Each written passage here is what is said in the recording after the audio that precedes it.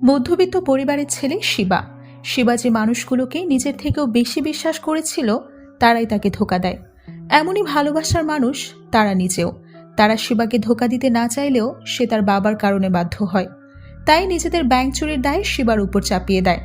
Murder এবং bank ডাকাতির কারণে শিবার জেল হয়। তার সাথে শিবার দুই বন্ধু জেকে এবং মাইকেল জড়িত। সৌভাগ্যবশত জেলের ভেতরে সে ভাউ নামের এক গ্যাংস্টারের সান্নিধ্য পায়। এদিকে জেকের সাথে তারার বিয়ে হয়। একদিন হঠাৎ করেই নিউজ পেপারে তারা দেখতে পায় জেলের ভেতরে আগুন লেগে শিবা মারা গেছে। কিন্তু পরবর্তীতে দেখা যায় শিবা মারা যায়নি, তার মুখটা পুড়ে যাওয়ার কারণে প্লাস্টিক সার্জারি করানো হয়েছে। এরপর তার চেহারার পরিবর্তন হয়ে সে হয়ে যায় অভিমন্যু। প্রতিশোধ নেওয়ার জন্য অভিমন্যু নামে ফিরে আসে। সে একজন বড় ইনভেস্টর হিসেবে জেকের সাথে পরিচিত হয়। ধীরে ধীরে তার বন্ধুরূপী পরম শত্রুদের বিশ্বাস অর্জন করে তাদের উচিত শিক্ষা দেওয়ার প্রস্তুতি নিতে থাকে সে। এরই মাঝে তারার বোন দিব্যা দেশে ফিরে আসে, আর সে অভিমন্যুকে ভালোবাসতে শুরু করে। শিবা অর্থাৎ অভিমন্যু এবার প্রতিশোধ নিতে দিব্যাকে চালের গুটি হিসেবে ব্যবহার করে। অন্য কারো কাছে স্বীকার না করলেও শিবা তার মায়ের কাছে সব স্বীকার করে এবং সব খুলে বলে। কি হবে এরপরে, কি হতে চলেছে এর পরিণতি, সেটাই জানবো সদ্য মুক্তিপ্রাপ্ত ওয়েব সিরিজ গুনা সিজন 2 থেকে। তাহলে চলুন আর কথা না বাড়িয়ে শুরু করা যাক আজকের এক্সপ্লেনেশন। সঙ্গে আছি আমি নুসরাত জাহান। সেদিন অভি জেকের সাথে পার্টনারশিপের বিষয়টা নিয়ে ডিসকাস করছিল। এরই মাঝে হঠাৎ মড সেখানে এসে জেকের ইন্টারভিউ নিতে চায়। জেকে সে কথা শুনে খুব খুশি হয়। সে ভেবেছিল তার বিজনেস এবং তার আভিজাত্য নিয়ে প্রশ্ন করবে মঠ, কিন্তু মঠের উদ্দেশ্য ছিল অন্য কিছু। সে সরাসরি জেকেকে ওই ব্যাংক ডাকাতি দিনের কথা জিজ্ঞেস করে। তাকে জিজ্ঞেস করে, ভাইয়ার আপনি তো সবসময় একসাথেই থাকতেন, তাহলে ডাকাতির দিন আপনি কোথায় ছিলেন? অভি তখন মন দিয়ে তাদের কথাগুলো শোনে। তো জেকে অলরেডি সবাইকে জানিয়ে দিয়েছে যে সেদিন সে সেখানে যায়নি, সেদিন সে শহরের বাইরে ছিল। কিন্তু মঠ সেটা কখনোই বিশ্বাস করতে পারেনি। তাই সে বারবার জেকেকে একই প্রশ্ন করতে থাকে, আর জেকেও বারবার তার কথাগুলো অ্যাভয়েড করতে থাকে। একটা পর্যায়ে মঠ শান্ত না হওয়াতে জেকে তার উপর খুব রেগে যায়। রাগের মাথায় তাকে ক্যাসিনো থেকে বের করে দিতে চায়, কিন্তু মঠ জিদ ধরে বসে যে সত্যিটা না জেনে সে কোনোভাবেই সেখান থেকে যাবে না। ঠিক সে সময় মাইকেল সেখানে গিয়ে তাকে বলে, আমি তোমাকে বলে দিচ্ছি, কার ইন্টারভিউ নিলে তুমি শিবার সত্যিটা জানতে পারবে। এটা বলে সে মঠকে বুঝিয়ে শুনিয়ে সেখান থেকে বের করে নিয়ে যায়। এসব দেখে অভি চুপ থাকে ঠিকই, কিন্তু সহ্য করতে পারে না। তাই সেও তৎক্ষণাৎ বের হয়ে যায়। বাড়ি ফেরার পর তার সেদিনকার কথা মনে পড়তে থাকে, যেদিন সে দিব্যাকে বাড়ি থেকে তাড়িয়ে দিয়েছিল, আর সেটার কৈফিয়ত নেওয়ার জন্য তারা তার বাড়িতে এসেছিল। সেদিন তারার মুখের উপর দরজা বন্ধ করে দেওয়ার পরেও তার কথাগুলো শুনে অভি আবারও দরজা খুলে তাকে ভেতরে নিয়ে আসে। এরপর তাকে বুঝিয়ে বলে যে সে কেন দিব্যাকে তাড়িয়ে দিয়েছে। সে তারাকে জানায় অভি তার আগের প্রেমিকাকে অনেক বেশি ঘৃণা করে, আর তার ভয় হয় সেই ঘৃণা কখনো আবার দিব্যার উপর না পড়ে, যে কারণে সে আগে থেকেই মেয়েটাকে দূরে সরিয়ে রাখে। তখন তারা অভিকে তার প্রাক্তনের সাথে সরাসরি কথা বলতে বলে, তাকে জানাতে বলে অভি তাকে কতটা ঘৃণা করে। এতে বিশেষ কোনো লাভ হবে না ঠিকই, তবে অভির মনের গ্লানিগুলো কিছুটা হলেও কমবে। তার কথাগুলো শুনে অভি ইমোশনাল হয়ে যায়। কিভাবে জানাবে তার প্রাক্তনকে? সবার প্রাক্তন তো এটা জানেই না যে সে বেঁচে আছে কিনা। সেটা শুনে তারা খুব ইমোশনাল হয়ে পড়ে। তখন অভি বলে, আমার শুধু একটাই প্রশ্ন, ও আমার সাথে এমনটা কেন করলো? সেটা শুনে তারা বলে, ওই মেয়েটার জায়গায় যদি আমি হতাম তাহলে অবশ্যই তোমাকে জানিয়ে দিতাম আমার কাজের পেছনে কারণ কি ছিল। অভি তার কথা শুনে নির্বাক হয়ে যায়, কারণ কথাটা সেই মেয়েই বলছিল যে কিছু না জানিয়ে, কিছু বুঝতে না দিয়ে শিবাকে জীবন্ত মেরে ফেলে রেখে চলে গিয়েছিল। এদিকে দিব্যা মাইকেলকে নিয়ে একটা আশ্রমে যায়। মাইকেল ভেবেছিল সে 2-1 দিন থেকেই আবার ফিরে আসবে, কিন্তু দিব্যা তাকে বুঝিয়ে দেয় সে সহজে আসবে না। মাইকেল সেটা শুনে আপসেট হয়ে যায়। তবে দিব্যারও কিছু করার ছিল না। অভিকে সে মন থেকে ভালোবেসে ফেলেছে, তাই তার কঠোর আচরণটা সে মানতে পারে না। মাইকেল সেটা বুঝতে পেরে দিব্যাকে বাধা দেয় না, কিন্তু সে যেভাবে আশ্রমে গিয়ে উঠেছে এটা কেউ জানতো না। তাই পরদিন তারা বেশ কয়েকবার দিব্যাকে ফোন করে। দিব্যা প্রথমে ফোনটা রিসিভ না করলেও একটা পর্যায়ে কলটা রিসিভ করতে বাধ্য হয়। তারা তখন তাকে জিজ্ঞেস করে সে কোথায় আছে, কেমন আছে। দিব্যা জানায় সে যেখানেই আছে ভালো আছে, আর কিছুদিন এভাবেই একা থাকতে চায়। তবে কোথায় আছে সেটা জানায় না, শুধু তারাকে জিজ্ঞেস করে অভির সাথে তারার কথা হয়েছে কিনা, তার অভির ব্যাপারে কিছু জিজ্ঞেস করেছে কিনা। তারা তখন কিছুই বলতে পারে না, তাই বেচারির মন খারাপ হয়ে যায়। এরই মাঝে হঠাৎ তার খুব কাশি শুরু হয়। সেটা শুনে তারা খুব টেনশনে পড়ে যায়। সে তৎক্ষণাৎ দিব্যাকে বাড়িতে ফিরে আসতে বলে, কিন্তু দিব্যা তার কথায় পাত্তা না দিয়ে ফোনটা রেখে দেয়। কাশতে কাশতে তার মুখ থেকে রক্ত বেরিয়ে যায়। এটা দেখে সে নিজেই খুব ভয় পেয়ে যায়। অভিকে ভালোবেসে নিজের ট্রিটমেন্টটাও বন্ধ করতে দিয়েছিল সে। এখন তারই ফল ভোগ করছে সে। অন্যদিকে মাইকেল মঠকে প্রকাশ অর্থাৎ সেই খুন হওয়া সিকিউরিটি গার্ডের ছেলের কাছে নিয়ে যায়। মঠ খুব যত্ন সহকারে তার সাথে কথা বলে, তাকে জিজ্ঞেস করে বড় হয়ে সে কি হতে চায়। কথাটা শুনেই প্রকাশ তার উপর ক্ষেপে গিয়ে বলে, তোমার এসব দিয়ে কি দরকার? তুমি কি আমার বাবা হতে এসেছ? ওই শিবা তো আমার বাবাকে মেরে ফেলেছে, এখন তুমি কি তার জায়গা নিতে চাও? প্রকাশের মানসিক অবস্থা তো এমনিতেই ঠিক ছিল না, তাই সে মঠকে এরকম মারতেই যাবে। তখনই মাইকেল কোনো মতো তাকে সামলে নিয়ে সেখান থেকে বের হয়ে যায়। মঠ কখনই তার ভাইকে খুনি হিসেবে মানতে চায় না, তাই প্রকাশের কথাগুলো শুনে তার খুব রাগ হয়। সে মাইকেলকে কাঁদতে কাঁদতে জিজ্ঞেস করে, আপনাকে তো শিবা ভাই নিজের বড় ভাই মানত, আপনার কি মনে হয় আমার ভাই কাউকে খুন করতে পারে? মাইকেল তখন আর কিছু বলার ভাষা খুঁজে পায় না, শুধু মঠকে বোঝায় যে তার এখন এসব বন্ধ করা উচিত। অতীতে যা হয়েছে সেগুলো অতীতে ফেলে সামনে যাওয়া উচিত। কিন্তু মঠ কোনোভাবেই তার কথা মানতে চায় না। তখন মাইকেল থেকে জড়িয়ে ধরে কোনোভাবে শান্ত করে। সে সময় রানা আড়াল থেকে তাদেরকে ফলো করছিল, কিন্তু মাইকেলরা সেটা লক্ষ্য করে না। তারা সেখানে চলে যাওয়ার পর রানা গিয়ে বিষয়টা অভিকে জানায়। অভি সেটা শুনে খুব টেনশনে পড়ে যায়, কারণ সে খুব ভালো করেই জানতো মঠ এত সহজে শান্ত হবে না, আর সে যতই এসব বিষয়ে নিজেকে জড়াবে ততই অভিদের কাছে সমস্যা হবে। তাই সে ভাবতে শুরু করে কিভাবে মঠকে এসব থেকে দূরে রাখা যায়। এরই মাঝে তাকে ফোন দিয়ে দিব্যার বিষয়টা জানায়। বোনকে নিয়ে তার আর খুব দুশ্চিন্তা হচ্ছিল। তখন অভি তাকে বোঝায় যে এই মুহূর্তে দিব্যাকে একটু একা থাকতে দেওয়া উচিত। নিজের মতো করে কিছুটা সময় পেলে হয়তো সে ধীরে ধীরে স্বাভাবিক হয়ে উঠবে। সেটা শুনে তারা একটু শান্ত হয়, কিন্তু দিব্যার চিন্তা তার মাথা থেকে বের হয় না। এরই মাঝে জেকে আর মাইকেল সে তাকে জানায় মঠ শিবার কেসের সত্যতা যাচাইয়ের জন্য উঠে পড়ে লেগেছে। হয়তো তারা সবাই এবার বিপদে পড়বে। কথাটা শুনে তারাও খুব টেনশনে পড়ে যায়। এমন সময় মঠ হঠাৎ সেখানে হাজির হয়। তখন তাকে দেখে জেবকে আবারও খেপে গেলে বাকিরা তাকে শান্ত করে। এরপর মঠ আবারও তাদের সাথে ওই কেসের বিষয় নিয়ে কথা বলতে শুরু করে। সে প্রথমেই মাইকেলকে জিজ্ঞেস করে, ভাইয়া পিস্তল কোথায় পেল? আপনি দিয়েছিলেন? সেটা শুনে মাইকেল ঘাবড়ে গিয়ে বলে, না না, আমি কেন দিতে যাব? শিবা আমাকে পিস্তলের কথা বলেছিল ঠিকই, তবে সেটা কোথা থেকে পেয়েছে তা বলেনি। এরপর মঠ তারাকে জিজ্ঞেস করে, আমার ভাই তো আপনাকে অনেক ভালোবাসতো, সে ভালোবাসার খাতিরে সত্যি করে বলুন, আপনি কোর্টে যে কথাগুলো বলেছেন সেগুলো সত্যি? তারা তখন কোনো উত্তর দিতে পারে না। তো মঠ আবারও তাদেরকে জিজ্ঞেস করে যে শিবা জেলে থাকা অবস্থায় তাদের মধ্যে কেউ শিবার সাথে দেখা করতে গিয়েছিল কিনা। জেকে আর মাইকেল এক কথায় বলে দেয় তাদের কেউ যায়নি, কিন্তু তারা মঠকে জানায় সে গিয়েছিল। সেটা শুনে মঠের চোখ মুখ উজ্জ্বল হয়ে ওঠে। হয়তো এবার তারার কাছ থেকে কোনো ক্লু পাওয়া যাবে, কিন্তু তারা এই প্রকার কোনো কথাই বলে না। এদিকে সে যে শিবার সাথে দেখা করতে জেলে গিয়েছে এটা জেকের জানা ছিল না, তাই আজকে জেনে তার মনে মনে একটু রাগ হয়।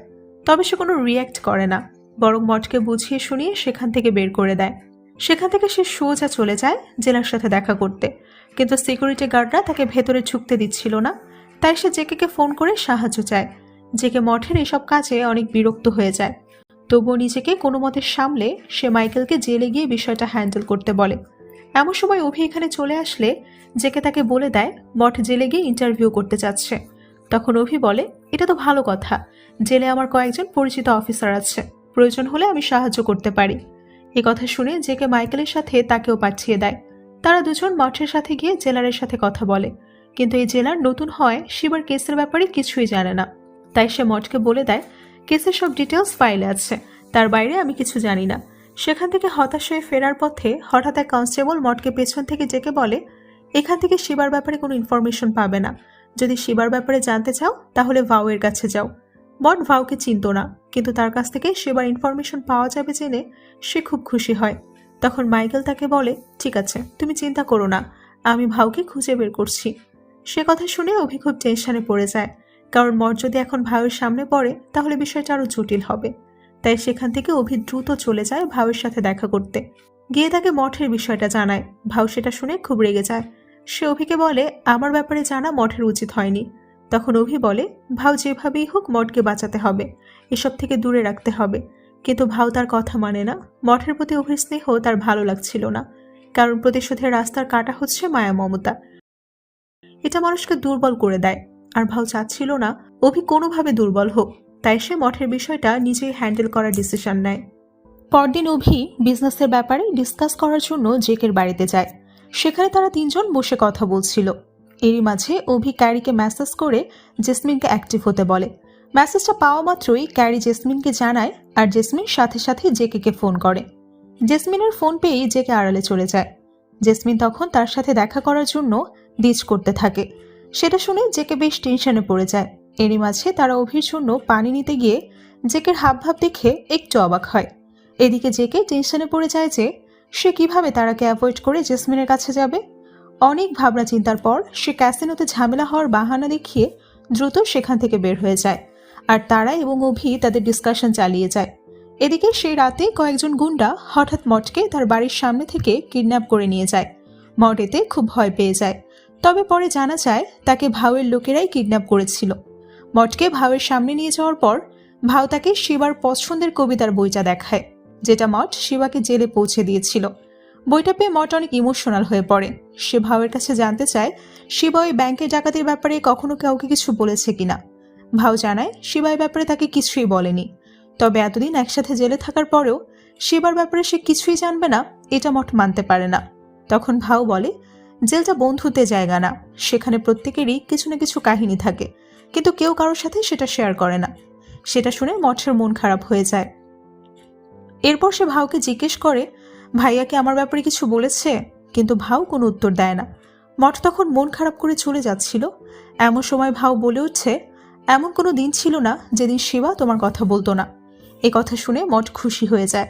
তখন ভাউ তাকে শিবার লেখা একটা চিঠি দিয়ে বলে এটা শিবা তোমাকে দিতে বলেছিল। ভাইয়ের চিঠি পেয়ে মঠ আনন্দে আত্মহারা হয়ে সেখান থেকে বের হয়ে আসে। রানা তখন দূর থেকে তাকে ফলো করছিল। এদিকে অভি আর তারা তখনও একসাথেই ছিল। একটা পর্যায়ে তারার হাত থেকে ওয়াইনের গ্লাসটা অভির গায়ের উপর পড়ে গেলে অভি তার শার্টটা খুলে ফেলে। সেই সময় তারা তার পিঠে আঘাতের চিহ্ন দেখে অবাক হয়ে জিজ্ঞেস করে এই চিহ্নগুলো কিসের? অভি বলে একটা সময় আমার আপন মানুষদের দেওয়া ক্ষত এগুলো। সেটা শুনে তারা খুব ইমোশনাল হয়ে পড়ে। তারা দুজনেই হঠাৎ বেশ কাছাকাছি আসতে শুরু করে। এমন সময় রানা অভিকে ফোন করে মঠের বিষয়টা জানায়, আর অভির সাথে সাথেই সেখান থেকে বেরিয়ে চলে যায় মঠের কাছে। তবে তার সামনে যায় না।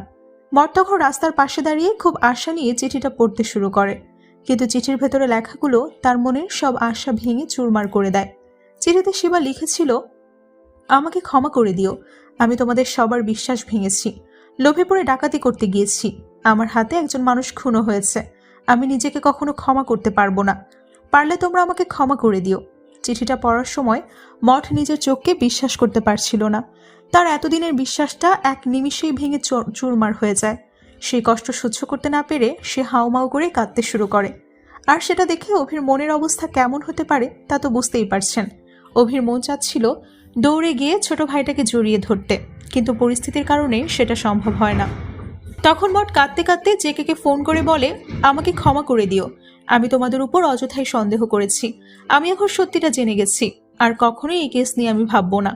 জেকে সেটা শুনে ভীষণ খুশি হয়। সে মঠকে সবকিছু ভুলে নিজের কাজে মনোযোগ দিতে বলে। এরপর ফোনটা রেখে দেয়। তখন সে জেসমিনের সাথেই ছিল। মঠের কথা শুনে খুশিতে সেলিব্রেট করার জন্য তারা দুজন একসাথে সময় কাটাতে শুরু করে। তাদের সম্পর্কটাও ধীরে ধীরে গভীর হয়, কিন্তু এই ব্যাপারে তার আর কোনো আইডিয়াই ছিল না। জেকের ফিরতে দেরি দেখে সে বারবার তাকে ফোন করতে থাকে, কিন্তু জেকে তো তখন অন্য কিছুতে ব্যস্ত।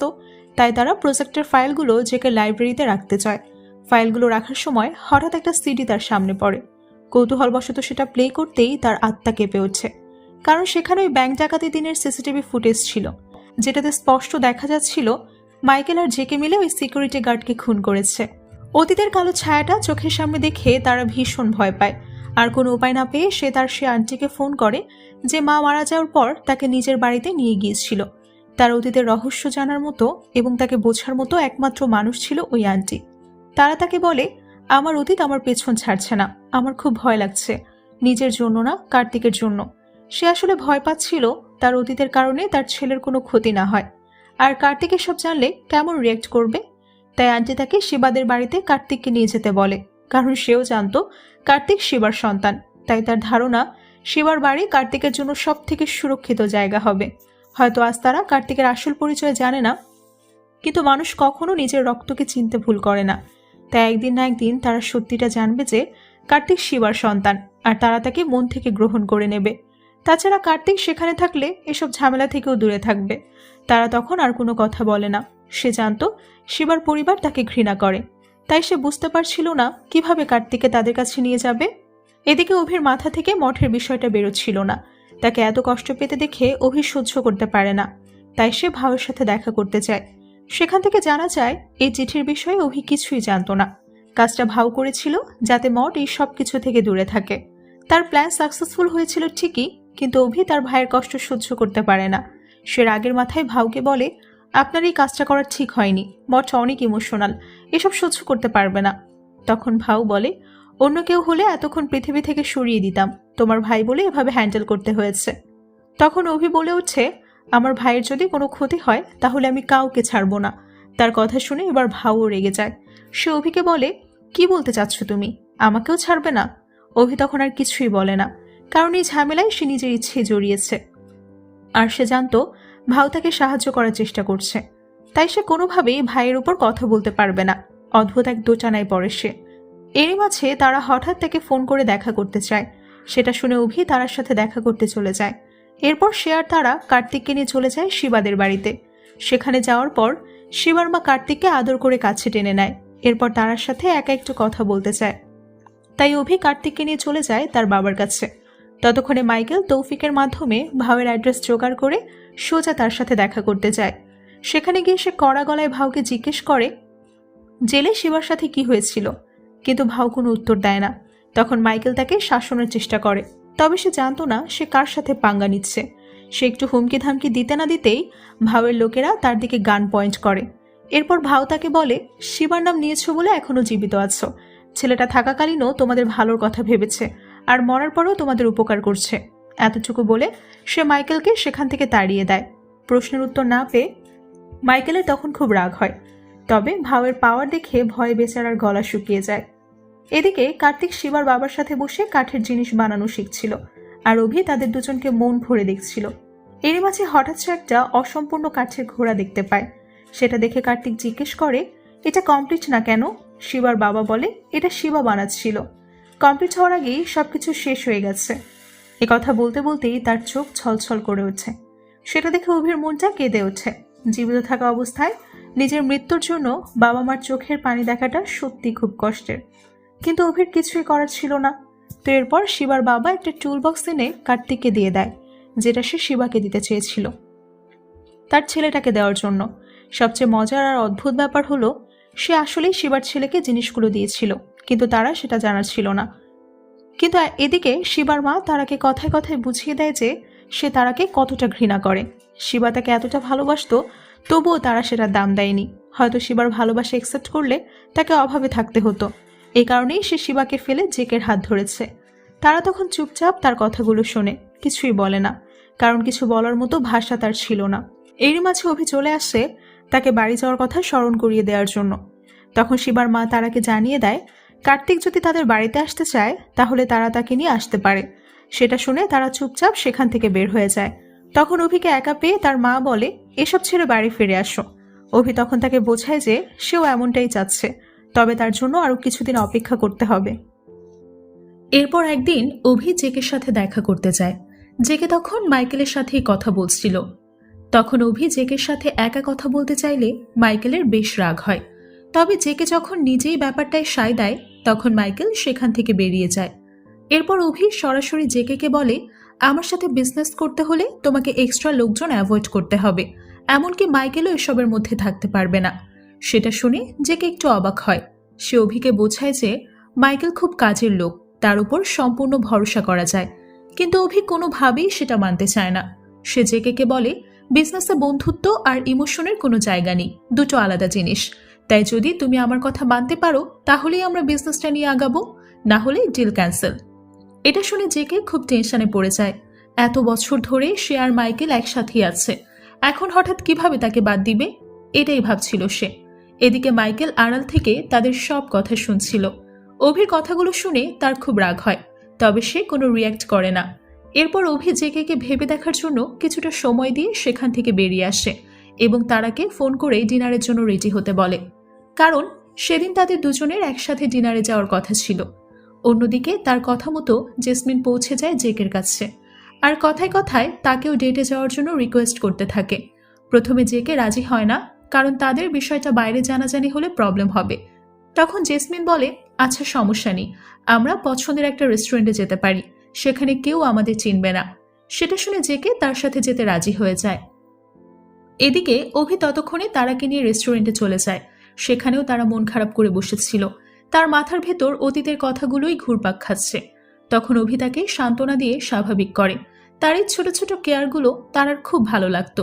তাই সে অভিকে বলে, তোমাকে নিয়ে মাঝে মাঝে ভয় লাগে, হয়তো তুমি আমার জীবনটা এভাবে সহজ করতে করতে একটা সময় ছেড়ে চলে যাবে। তখন অভি বলে, তুমি চিন্তা করো না, আমি কখনোই যাব না। সেটা শুনে তারা বলে, এই কথা তো শিবাও বলেছিল, কিন্তু সে তো ছেড়ে চলে গেছে। যাওয়ার আগে আমাকে ক্ষমা করেছিল কিনা তাও জানি না। তার কথা শুনে অভি একটু অবাক হয়। যে মানুষটাকে তারা ধোঁকা দিয়েছে তার প্রতি এতটা মায়া অভির হজম হচ্ছে না। তবে সে তারাকে বলে, যে ভালোবাসে সে ঠিকই মাফ করে দেয়। সেটা শুনে তারা একটু শান্ত হয়। এসব কথা বলতে বলতেই হঠাৎ জেকে আর জেসমিন সেখানে পৌঁছে যায়। আর তারা নজর পড়ে তাদের উপর। জেকেরা সেই সময় একটু দূরে ছিল বিধায় তারা অভিদের নোটিস করে না। তারা দুজন সেখানে মনের আনন্দে ডান্স করতে থাকে, রোম্যান্স করতে থাকে। আর তারা সেটা দেখে তেলে বেগুনে জ্বলতে শুরু করে। অবশ্যই পুরোটাই অভির প্ল্যান ছিল, যাতে তারাকে জেকের সাথে দূরে সরানো যায় এবং তার প্ল্যানটা সাকসেসফুল হয়। তারা তখন সেখান থেকে উঠে বেরিয়ে যায় এবং তার পেছন পেছন অভিও যায়। সে গিয়ে দেখে তারা একটা বেঞ্চে বসে কান্না করছে। অভিকে দেখা মাত্রই সে চোখ মুছে স্বাভাবিক হওয়ার চেষ্টা করে, কিন্তু অভি জানতো সে ভালো নেই। তাই একটা বন্ধুর মতো তার পাশে গিয়ে বসে, তাকে বোঝায়, তাকে সান্ত্বনা দেয়। এতে করে তারা তার প্রতি আরো বেশি দুর্বল হয়ে পড়ে। এরকম কঠিন একটা মুহূর্তে কারোর সঙ্গ পাওয়াটা আসলে থেরাপির মতো। আর তারার কাছে সেই থেরাপির নামটা ছিল অভিমন্যু। সেদিন বাড়ি ফেরার পর জেকে তার লাইব্রেরিতে গিয়ে সেখানকার ওলটপালট অবস্থা দেখে খুব টেনশনে পড়ে যায়। সে হন্তদন্ত হয়ে ওই সিডিটা খুঁজতে শুরু করে। ঠিক সেই সময় তারা সেই সিডিটা নিয়ে সেখানে পৌঁছে যায়। আর জেকেকে জিজ্ঞেস করে সে ওই জিনিসটা কেন তার কাছ থেকে এত বছর ধরে লুকিয়ে রেখেছে। জেকে তখন তাকে বোঝানোর চেষ্টা করে সেই কাজটা তারা আর কার্তিকের জন্য করেছে, কিন্তু তারা সেটা মানতে চায় না। মানবেই বা কেন? জেকে কখনোই নিজের স্বার্থ ছাড়া অন্য কারোর কথা ভাবে না। আর তাদের অতীতের অপরাধের প্রমাণ নিজের কাছে লুকিয়ে রাখাটা নিশ্চয়ই তাদের জন্য ভালো হতে পারে না। হয়তো সেই সুযোগ বুঝে কাউকে ব্ল্যাকমেল করার জন্য সেটাকে নিজের কাছে সামলে রেখেছে। এই বিষয়গুলো নিয়েই তাদের মধ্যে তুমুল ঝগড়া শুরু হয়। সে চিৎকার শুনে কার্তিকও সেখানে চলে আসে। তারা তখন কার্তিককে কোনো মতে তার রুমে পাঠানোর চেষ্টা করে, যাতে তাদের এই ঝগড়ার কোনো খারাপ ইফেক্ট তার উপর না পড়ে। কিন্তু জেকে তখন নিজেকে বাঁচানোর জন্য কার্তিককে নিয়ে টানাটানি শুরু করে। একটা পর্যায়ে হঠাৎ তারা দেখতে পায় কার্তিক সেখানে নেই, সাথে সিডিটাও নেই। তারা দুজন দৌড়ে বাইরে গিয়ে দেখে কার্তিক ওই সিডিটা আগুনে ফেলতে চাচ্ছে। সে বুঝে গিয়েছিল ওই সিডিটার কারণেই তার বাবা মা ঝগড়া করছে, হয়তো ঝগড়া করে তারা আলাদা হয়ে যাবে। তাই সে ঝগড়ার মূল কারণটাকেই নষ্ট করে দিতে চায়। জেকে সেটা দেখে খুব ভয় পেয়ে যায়।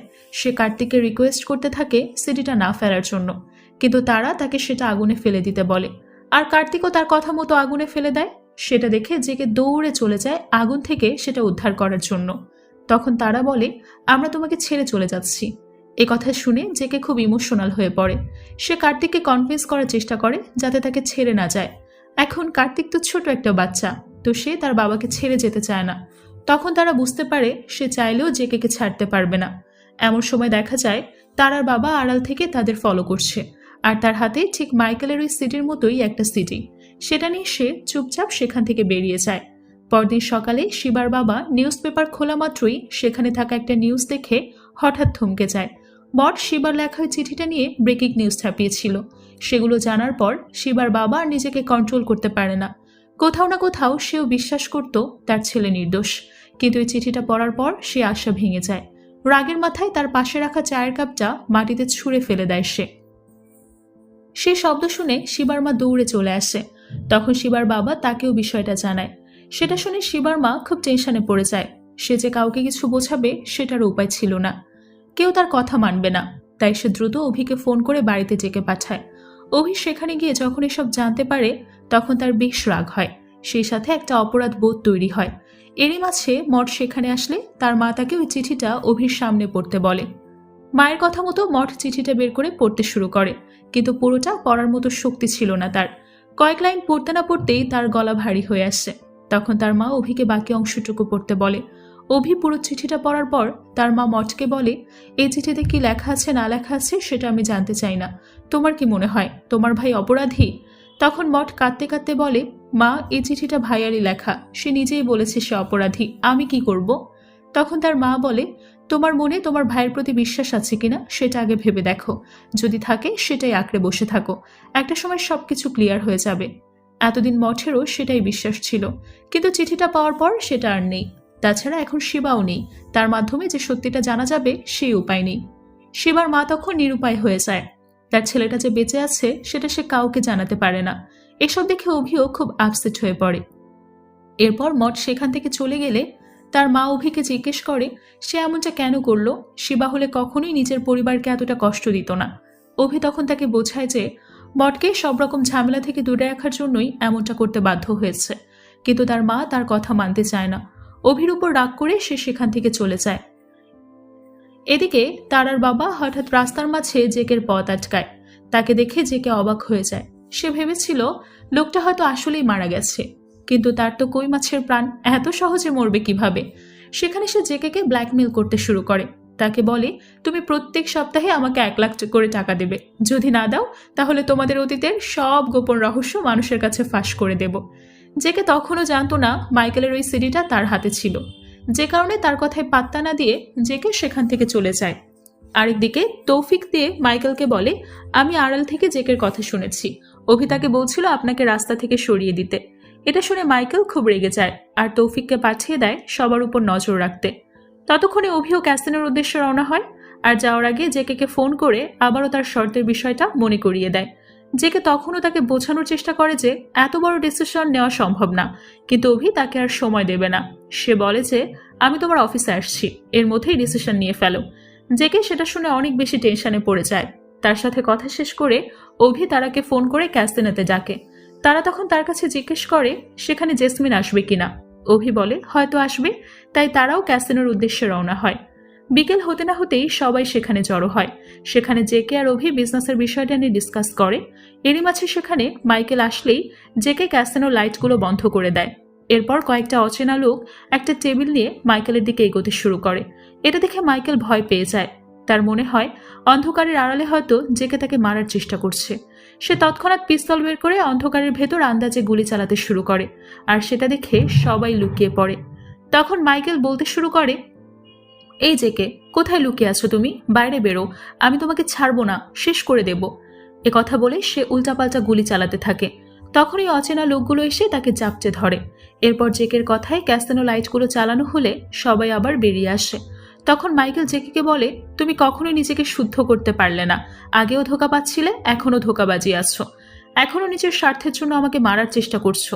তবে মনে রেখো, আমি মরার আগে তোমাকে মেরে তারপর মরবো। এসব বিষয় নিয়ে দুই বন্ধুর মধ্যে তুমুল ঝগড়া শুরু হয়। সবাই অবাক হয়ে তাদের কথাগুলো শোনে। এদিকে তারা, যার এসব কথা শুনে ঘাবড়ে যাওয়ার কথা ছিল, সে অদ্ভুত এক কনফিডেন্স নিয়ে কথাগুলো শুনতে থাকে, যেন জেকের এমন পরিণতি সে চাচ্ছে। এরই মাঝে জেকে মাইকেলকে একটা ফাইল দেখিয়ে বলে, আমি কেন তোমাকে মারতে যাব? আমি তো তোমাকে নতুন প্রজেক্টে পার্টনার বানানোর কথা ভাবছি।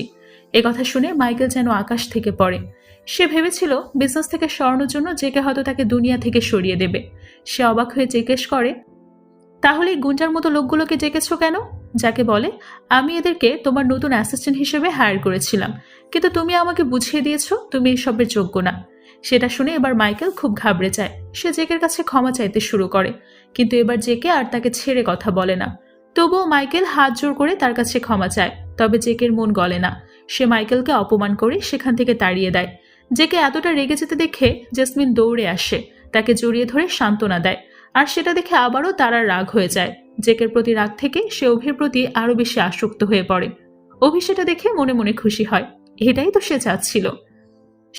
সেদিন তারা অনেক ড্রিঙ্কস করে। এরপর নেশার ঘরে অভিকে বলে, জেকে এভাবে দেখে আমার একটু অদ্ভুত লাগছে, কিন্তু এখানে ওর কোনো দোষ নেই, আমি নিজেই ওকে বিয়ে করেছিলাম, কিন্তু তাকে কখনো মানসিক শান্তি দেইনি। সেটা শুনে অভি বলে, আমি তো ভেবেছি তোমরা দুজন অনেক হ্যাপি, কিন্তু তারা জানায় তারা মোটেও সুখী না। তার একটা সার্কেল আছে যেখানে শুধুমাত্র তার ভালোবাসার মানুষগুলো, তার মধ্যে জেকে নেই। তখন অভি জিজ্ঞেস করে, সেখানে কি আমি আছি? আসলে সে কথায় কথায় তারার মুখ থেকে সত্যিটা বের করতে চায়, সেই সাথে নিজের প্রতি তাকে আকৃষ্ট করার চেষ্টা করে। কারণ নেশার ঘরে মানুষ সব থেকে বেশি দুর্বল আর সত্যবাদী হয়। তারাও তখন কথায় কথায় স্বীকার করে যে সে অভিকে পছন্দ করে। এরপর সে ধীরে ধীরে অভির খুব কাছে আসে। তখন অভি তাকে স্মরণ করিয়ে দেয় সে হয়তো কোনো ভুল করতে যাচ্ছে। তারা সেটা শুধুমাত্র নিজেকে সামলে সেখান থেকে চলে যায়। এদিকে পরদিন সকালে ঘুম ভাঙার সাথে সাথেই মাইকেল জেকে তার সাথে দেখা করতে এসেছে। মাইকেল তাকে দেখে খুব অবাক হয়। তাকে জিজ্ঞেস করে সকাল সকাল এখানে সে কি করছে। তখন জেকে বলে আমি তোমাকে বাঁচাতে এসেছি। কথাটা শুনে মাইকেল আরো অবাক হয়। তখন জেকে বলে তারার বাবা আমাদেরকে ফাঁসানোর প্ল্যান করছে। আমরা যদি চুপচাপ বসে থাকি তাহলে বিপদে পড়তে হবে, কারণ আমরা যে গুনাহ করেছি তার একমাত্র সাক্ষী ওই লোকটা। সেটা শুনে মাইকেল বলে ও আমাকে ফাঁসানোর আগেই আমি শেষ করে দেব ওকে। তার কথা শুনে জেকের মধ্যে একটা অদ্ভুত কনফিডেন্স আসে। তাকে দেখে মনে হচ্ছে এই কথাটা শোনার জন্যই সে মাইকেলের কাছে এসেছে। সেদিনই মাইকেল চলে যায় তারার বাবাকে শেষ করতে, কিন্তু সেখানে গিয়ে সে নিজেই হতবাক হয়ে সিসিটিভি ফুটেজটা তাকে দেখায়। সাথে এটাও জানায় যে মাইকেল যদি সিডি নষ্ট করার চেষ্টা করে তাতে কোনো লাভ নেই, কারণ সে অলরেডি ওই সিডির একটা কপি বানিয়ে রেখেছে। আর যদি মাইকেল তাকে মেরে ফেলে তাহলে এই কপিটা পুলিশের কাছে পৌঁছে যাবে। আর তারপর কি হতে পারে সেটা তো সবাই আইডিয়া করতে পারছে। তো মাইকেল সেটা শুনে খুব ভয় পায়। সে জিজ্ঞেস করে যে ওই সিডি সে কোথায় পেয়েছে। লোকটা তখন তাকে নিজেই ভেবে দেখতে বলে, কিন্তু মাইকেল খুব সাধাসিধে, তাই সে কিছুই বুঝতে পারে না। তখন তারার বাবাই তাকে জানিয়ে দেয় সিডিটা জেকের কাছে ছিল। এতদিন ধরে এই সিডি নামক টাইম বোম জেকের কাছে লুকানো ছিল। সেটা জেনেই মাইকেল রেগে যায়। সেই সুযোগে তারার বাবা আরো একটা গুলি ছুড়ে দেয় তার দিকে। সে বলে জেকে আসলে তোমাকে ফাঁসাতে যাচ্ছে, আমাকে খুনের দায় তোমাকে জেলে ঢুকিয়ে দেবে। এরপর পুরো সাম্রাজ্যে সে একা রাজত্ব করবে। যদিও মাইকেল ওই লোকটাকে মোটেও বিশ্বাস করে না, তবে আজ তার কথাগুলো বিশ্বাস করতে ইচ্ছে হচ্ছে, কারণ জেকের স্বভাব সে খুব ভালো করেই জানে। তখন তারার বাবা তাকে বলে আমার কাছে একটা ভালো আইডিয়া আছে, আমার বদলে যদি তুমি জেকেকে শেষ করে দাও তাহলে বেশি লাভ। সেটা শুনে মাইকেল কনফিউজ হয়ে যায় যে তার কি করা উচিত। সে রাতে রানা অভিকে জেকের অ্যাকাউন্টের ডিটেলস এনে দেয়। সেগুলো চেক করে জানা যায় জেকে দেউলিয়া হওয়ার পর্যায়ে আসছে। তাই অভি সুযোগটাকে কাজে লাগানোর জন্য সাথে সাথে জেকেকে ফোন করে ডিল ফাইনাল করার জন্য টাকা জোগাড় করতে বলে, আর তাকে সময় দেয় মাত্র 24 ঘন্টা। জেকে তখন খুব টেনশনে পড়ে যায়। অনেক টেনশনের পর সে কিছু ডকুমেন্ট নিয়ে তারার কাছে গিয়ে সেগুলোতে সাইন করতে বলে। তারা জিজ্ঞেস করে এগুলো কিসের ডকুমেন্ট। জেকে বলে আমি কার্তিকের জন্য নতুন করে ইনভেস্টমেন্ট করতে চাচ্ছি, তাই তোমার নামে থাকা দুবাইয়ের প্রপার্টি আমার নামে পাওয়ার অফ অ্যাটর্নি করে দিতে হবে। কার্তিকের কথা শুনে তারা চুপচাপ ডকুমেন্টগুলোতে সই করে দেয়। ওই প্রপার্টিটা পাওয়ার পর জেকের কাছে অনেকগুলোই টাকা আসে, কিন্তু পার্টনারশিপের জন্য এখন আরও অনেকগুলো টাকা তাকে জোগাড় করতে হবে। তাই সে তার সম্পূর্ণ অ্যাকাউন্ট ডিটেলস ঘাটাঘাটি করতে শুরু করে, কোথাও কোনো ফাঁক ফোকর বের করা যায় কিনা, কারো কাছ থেকে অ্যাডভান্স পেমেন্ট নিয়ে কাজ চালানো যায় কিনা। কিন্তু কোনোভাবেই কিছু পায় না। টাকার কথা ভেবে ভেবে পাগল হয়ে যায়। আর কোনো উপায় না পেয়ে সে অভির কাছে গিয়ে আরও কিছুটা সময়ের জন্য রিকোয়েস্ট করে, কিন্তু অভি তাকে স্পষ্ট জানিয়ে দেয় তার পক্ষে সময় দেওয়া সম্ভব না। তখন জেকে তার জোগাড় করা ডকুমেন্টসগুলো অভিকে দেখায়। অভির কাছে ওই প্রপার্টিগুলো বন্ধক রাখে, কিন্তু তাতেও সম্পূর্ণ টাকা জোগাড় হয় না। তখন জেকে তাদের ক্যাসিনোটাও অভির কাছে বন্ধক রাখতে চায়। সেটা শুনে অভি বলে তুমি কি পাগল হয়ে গেছো, যদি কোনো প্রবলেম হয়। জেকে বলে হবে না, আমি ঠিক ছাড়িয়ে নেব। তাছাড়া তারার কখনোই এই বিজনেসটা পছন্দ না, তাই এটা নিয়ে কোনো প্রবলেম হবে না। সেটা শুনে অভি তার কথায় রাজি হয়ে যায়, তবে তখনও কিছু টাকা বাকি। তাই জেকে অভিকে রিকোয়েস্ট করে আরও কিছুটা সময়ের জন্য। জেকে সেখান থেকে চলে যাওয়ার পর তারা যায় অভির সাথে দেখা করতে, কিন্তু সে নিজেও জানতো না সে কেন গিয়েছে। একটা অদ্ভুত মায়া কাজ করছে। তখন অভি তাকে সতর্ক করে দেয় এই পথে হাঁটলে সে আর কখনোই পেছনে ফিরতে পারবে না। কিন্তু তারা সেসবের তোয়াক্কা করে না, কারণ অভির মধ্যে সে সবসময় শিবাকে পায়। এই কারণেই অভির প্রতি এত উইক সে। কিন্তু সমস্যা হচ্ছে এই বিষয়টা তারা নিজে একসেপ্ট করতে পারছিল না। সব মিলে তার মনের ভেতর একটা অদ্ভুত দ্বন্দ্ব চলছিল। অভিও তখন নিজেকে আর সামলে রাখতে পারে না, তারাকে নিজের খুব কাছে টেনে নেয়। কিন্তু পরক্ষণেই তারা দুজন নিজেদের ভুল বুঝতে পারে এবং তারা কোনো কথা না বলেই চলে যায়। অভিও বুঝে যায় তারা তার মধ্যে শিবাকে পাচ্ছে। এই কারণেই বারবার তার কাছে আসে, আর সেটাকেই অভি নিজের হাতিয়ার বানিয়ে নেয়। সে বুঝে গিয়েছিল শিবার স্মৃতিগুলো তারাকে ভালোভাবে বাঁচতে দেয় না, আর অভি তাকে ঠিকভাবে মরতেও দেবে না। দুই দিকের দ্বন্দ্ব একটু একটু করে শেষ হয়ে যাবে মেয়েটা, আর সেটাই হবে অভির প্রতিশোধ। এরই মাঝে জেকে তারার বাবার সাথে দেখা করতে যায়, কিন্তু সেখানে গিয়ে দেখে মাইকেল হাতে পিস্তল নিয়ে বসে আছে, তবে তারার বাবা সেখানে নেই। সেটা দেখে সে মনে করে মাইকেল হয়তো লোকটাকে মেরে ফেলেছে, তাই সে বেশ টেনশনে পড়ে যায়। সেটা দেখে মাইকেল বলে এত টেনশন করছো কেন, তুমিই তো ওকে মারতে বলেছিলে, নাকি ওর সাথে মিলে অন্য কোনো প্ল্যান বানাচ্ছ। কথাটা শুনে জেকে খুব অবাক হয়। তখন মাইকেল তাকেও গান পয়েন্ট নিয়ে শাসাতে শুরু করে। তাকে ওই ভিডিওটা দেখে জিজ্ঞেস করে, এটা কি প্ল্যান করেছিল এটা নিয়ে? ভিডিওটা দেখে জেকের মাথায় যেন আকাশ ভেঙে পড়ে। সে বুঝতে পারছিল না এই বিষয়টা সে কিভাবে সামলাবে।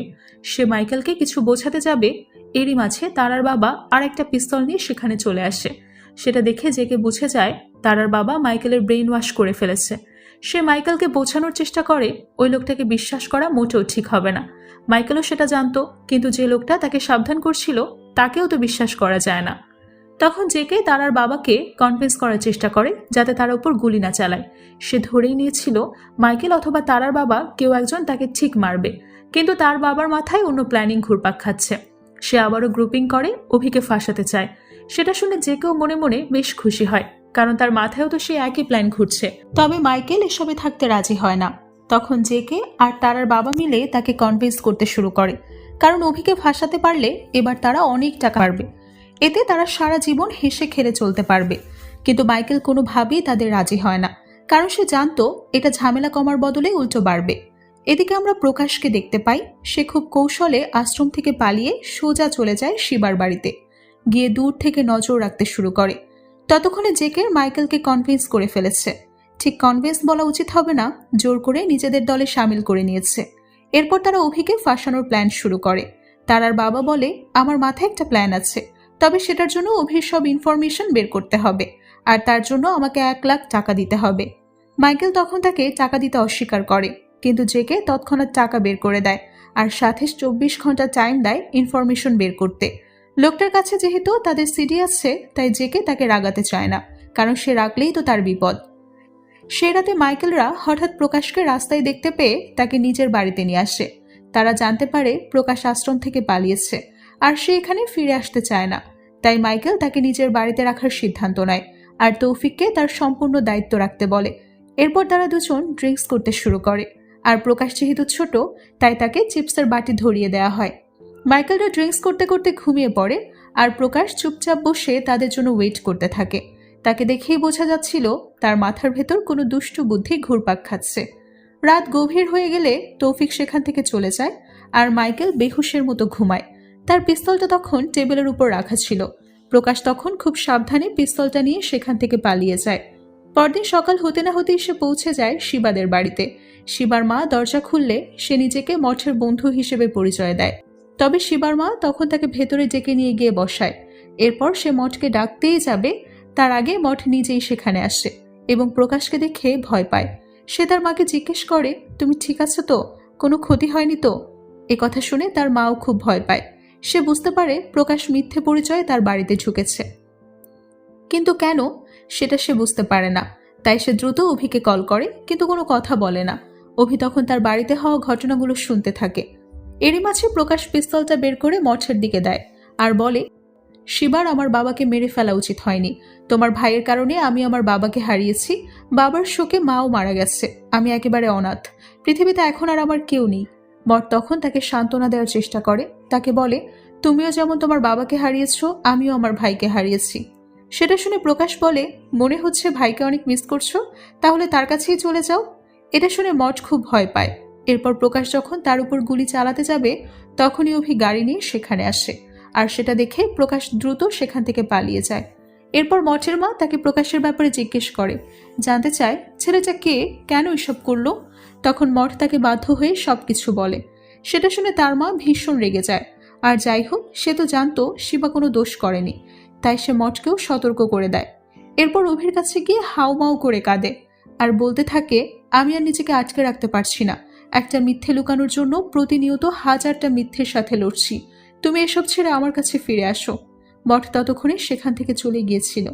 তো অভি তখন তার মাকে বোঝায়, সে যেমনটা চাচ্ছে তেমনই হবে, শুধু সময় প্রয়োজন। সেখান থেকে ফেরার পর তৌফিক দিয়ে অভিকে তারা এবং তারার বাবার একটা ছবি দেখায়। অভির জানা ছিল না ওই লোকটা তারার বাবা। সে ভেবেছিল তারার সাথে দেখা করে জেকে এবং ওই লোকটার প্ল্যান সম্পর্কে বলবে, কিন্তু এখন যখন সে জানে যে লোকটা তারারই বাবা, তখন সে নিজের ডিসিশন বদলে ফেলে। সে বুঝে যায় তারা এই মানুষ ঠকানোর আর্ট কোথা থেকে শিখেছে। যেমন বাবা তেমনি তার মেয়ে।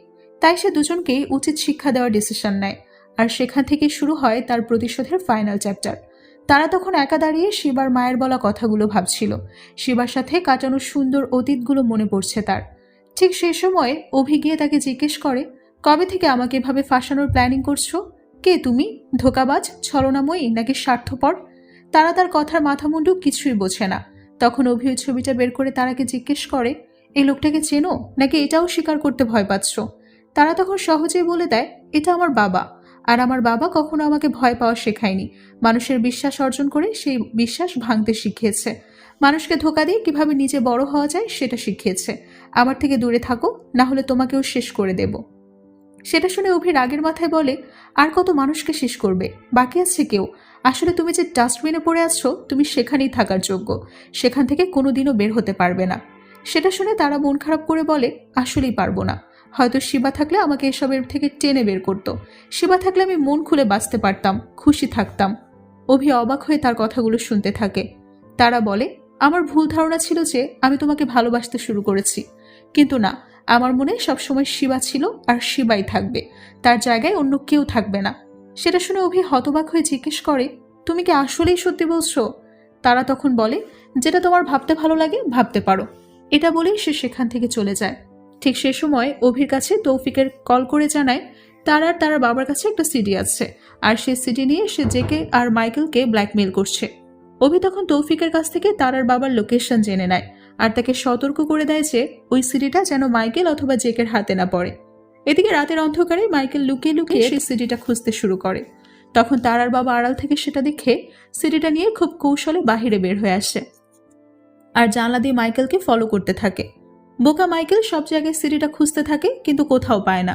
এরই মাঝে হঠাৎ অভি সেখানে যায়। তারার বাবাকে এক খুশিতে অজ্ঞান করে সিডিটা নিয়ে পালিয়ে যায়। সেই শব্দ শুনে মাইকেল বাইরে এসে লোকটার এই অবস্থা দেখে ঘাবড়ে যায়, কিন্তু অভি ততক্ষণে চলে গিয়েছিল বলে তাকে দেখতে পায় না। পরদিন অভি গিয়ে সেই সিডিটা ভাউকে দিয়ে দেয়। ভাউ তখন তাকে জিজ্ঞেস করে, সে কি অভি হয়ে বেঁচে থাকতে চায় নাকি শিবা হয়ে তার পরিবারের কাছে ফিরে যেতে চায়। অভি তখন দ্বিতীয় অপশনটাই বেছে নেয়। এরই মাঝে তৌফিক এসে ভাউকে জানায় মাইকেল হন্যে হয়ে সিডিটা খুঁজছে, তাই সে মাইকেলের সাথে দেখা করার প্ল্যান করে। কিন্তু কেন, সেটা আমরা পরে জানতে পারবো। এদিকে অভি চলে যায় তারার সাথে দেখা করতে। গিয়ে তাকে বলে, আমাদের মধ্যে আগে যা কিছু হয়েছে সবকিছু আমি ভুলতে চাই, নতুন করে আমাদের সম্পর্কটা শুরু করতে চাই। সে তারাকে বোঝাতে চাচ্ছিল সেও তাকে অনেক ভালোবাসে। তাই তারা বলে, স্বপ্ন দেখা বন্ধ করো, কারণ এই স্বপ্ন কখনোই পূরণ হবে না। কার্তিক, দিব্যা, জেকে এই মানুষগুলোকে কিভাবে সামলাবে? তখন অভি বলে, কার্তিক আর দিব্যার কোনো ক্ষতি আমি হতে দেব না, আর জেকের ব্যবস্থাও করে ফেলবো, তুমি শুধু আমার সাথে থেকো। এটা শুনে তারা অভির কথা মেনে নেয়, কিন্তু অভির মনের কথাগুলো জানা তার পক্ষে সম্ভব না। অভি তো তাকে ভালোবাসার জালে ফাঁসিয়ে বরবাদ করে দিতে চাচ্ছে। এখন সেটা সে কিভাবে করবে, এতটুকুই দেখার পালা। ততক্ষণে ভাও মাইকেলকে ডেকে এনে তাকে আর তৌফিককে একটা চ্যালেঞ্জ দেয়। চ্যালেঞ্জটা তাদের দুজনের ভক্তি আর বিশ্বাসকে পরীক্ষা করার। আর সেই পরীক্ষাটা করার জন্য ভাও তাদের দুজনকে দুজনের উপর গুলি চালাতে বলে। কথাটা শুনে দুজনেই বেশ ঘাবড়ে যায়। তবে মাইকেল কিছু করার আগেই তৌফিক তার পিস্তলটা বের করতে চায়। আর সেটা দেখে মাইকেল বুঝতে পারে যে তৌফিককে সে অন্ধবিশ্বাস করত, সে পুরোপুরি বিশ্বাসযোগ্য নয়। তখন মাইকেলও তার দিকে গান পয়েন্ট করে। বেচারার আগের মাথায় দিশাহারা হয়ে যায়। তাকে আগে মারবে, তৌফিককে নাকি ভাউকে, সেটাই বুঝতে পারে না। অবশ্য ভাউকে মারার সাহসও তার ছিল না, কারণ তার দিকে গান পয়েন্ট করা মাত্র ভাউয়ের গার্ডরা তার দিকে গান পয়েন্ট করে। তবুও মাইকেল ভাউয়ের উপর গুলি চালিয়ে দেয়। আর তখন জানা যায় ওই পিস্তলে কোনো গুলিই নেই। এটা দেখে মাইকেল কনফিউজড হয়ে যায়। তার ছোট্ট ব্রেনটা ভাউয়ের চালাকি বুঝতে পারছে না। এরপর ভাউ তাকে তার ওই সিডিটা দেখায়। তার হাতে সিডিটা দেখে মাইকেল খুব ভয় পেয়ে যায়। এদিকে অভি তার টিমকে নিয়ে গল্প করছিল। তাদের কাজের সময় যেহেতু প্রায় শেষ হয়ে এসেছে, তাই এরপর তারা কে কোথায় থাকবে, কি করবে, এটা নিয়ে কথা বলছিল। সবারই নিজেদের কাজে চলে যাওয়ার কথা, কিন্তু মন থেকে কেউ অভিকে ছাড়তে চায় না। তখন রানা তাকে বলে, আমি চলে যাব ঠিকই, তবে একটু রিকোয়েস্ট থাকবে, যখনই কোনো দরকার হবে সাথে সাথে স্মরণ করবেন। অভি তার কথা মেনে নেয়। এদিকে ক্যারি এটা নিয়ে চিন্তা করছিল যে এরপর সে কি করবে। তখন অভি বলে, তোমাকে আমি আরেকজনের পার্সোনাল অ্যাসিস্ট্যান্ট হিসেবে রিকোয়ারমেন্ট করে রেখেছি। ছেলেটা অনেক লম্বা, অনেক হ্যান্ডসাম, আর তার নাম শিবা। কিন্তু ক্যারি অভিকে ছেড়ে আর কারোর সাথে কাজ করতে রাজি হয় না। কিন্তু সেটা বুঝতে পারে না শিবা বলতে অভি নিজেকেই বুঝিয়েছে। রানা যখন তাকে বিষয়টা বুঝিয়ে দেয়, তখন মেয়েটা খুব খুশি হয়। তারপর তারা সবাই মিলে তাদের গল্পের শেষ অধ্যায়টুকু সম্পূর্ণ করার কাজে লেগে পড়ে। সেই রাতে আবারও তৌফিক আর মাইকেল মিলে প্রকাশকে রাস্তা থেকে তুলে আনে, কিন্তু সে কোথায় গিয়েছিল সেটা মাইকেল জানতে পারে না। তখন কথায় কথায় মাইকেল তৌফিককে বলে, আমাদের এই কাজগুলো খুব জঘন্য, চাইলেও এই জগৎ থেকে বেরোনো যায় না, যতই বেরোনোর চেষ্টা করো ততই চোরাবালির মতো ভেতরের দিকে পড়তে হয়। তবে আমি সিদ্ধান্ত নিয়ে ফেলেছি, তারার বাবাকে শেষ করার পর আমি সব কিছু ছেড়ে দেব। অভির মতো আমিও একদম জেন্টলম্যান হয়ে যাব। তৌফিক চুপচাপ তার কথা শুনতে থাকে আর তার কথায় সায় দিতে থাকে। তবে এখানে একটা প্রশ্ন আছে, ভাবের বাড়িতে তো তারা একে অন্যকে মারতে চেয়েছিল, তাহলে আবার সব ঠিক হলো কিভাবে? সেটা আমরা পরে জানতে পারবো। তো মাইকেল তাকে মদের বোতল আনতে ভেতরে পাঠালে সেই সুযোগে তৌফিক একটা নিউজ পেপার প্রকাশের রুমে রেখে আসে। প্রকাশের নিউজ পেপারটা খোলা মাত্রই ভেতর থেকে মাইকেলের ওই সিডিটা পায়। সে কৌতূহলবশত সেটা প্লে করতেই তার আবার মৃত্যুর আসল রহস্য তার সামনে ফাঁস হয়ে যায়। সে বুঝতে পারে এতদিন সে ভুল পথে হেঁটেছে, ভুল মানুষকে টার্গেট করেছে। তাছাড়া সকালে সে মঠের সাথে যে কাজটা করেছে এটা ভেবেও তার কষ্ট হয়। এদিকে তৌফিকের ফিরতে দেরি দেখে মাইকেল নিজেই তাকে খুঁজতে চলে যায়। তখন আর প্রকাশের রুমে ওই ভিডিওটা চলতে দেখে সে খুব ভয় পেয়ে যায়। এমন সময় প্রকাশ পেছনে ফিরে তার দিকে গান পয়েন্ট করে। সে তার বাবার মৃত্যুর প্রতিশোধ নেওয়ার জন্য মাইকেলের উপর গুলি চালাতে চায়। মাইকেল তাকে বোঝানোর চেষ্টা করে, কিন্তু প্রকাশ তার কথা মানে না। একটা পর্যায়ে মাইকেলকে বাঁচানোর জন্য তৌফিক পেছন থেকে প্রকাশকে গুলি করে দেয়। সেই গুলিতে প্রকাশ মৃত্যুর কোলে ঢলে পড়ে। মাইকেল সেটা দেখে খুব কষ্ট পায়। সে কোনোভাবেই প্রকাশের এমন পরিণতি চাচ্ছে না। সে তৌফিকের দ্রুত অ্যাম্বুলেন্স ডাকতে বলে, কিন্তু ততক্ষণে অনেক দেরি হয়ে যায়। মাইকেলের হাতের উপর এই প্রকাশ নিজের শেষ নিঃশ্বাস ত্যাগ করে। মাইকেল বিষয়টা মেনে নিতে পারে না, পাগলের মতো কাঁদতে শুরু করে। তাহলে এরপরে কি হতে চলেছে সেটাই জানবো আমরা পরের এপিসোডগুলোতে। ততক্ষণ আমার সাথে আপনাদেরও অপেক্ষা করতে হবে। যদিও স্ক্রিপ্টটা রেডি আছে, তবে আমাদের নতুন কিছু মুভি এবং ওয়েব সিরিজের শিডিউল আছে বর্তমানে, তাই এই ভিডিওর লাস্ট পার্ট আমাদের চ্যানেলে আসতে সর্বোচ্চ 4 থেকে 5 দিন সময় লাগবে।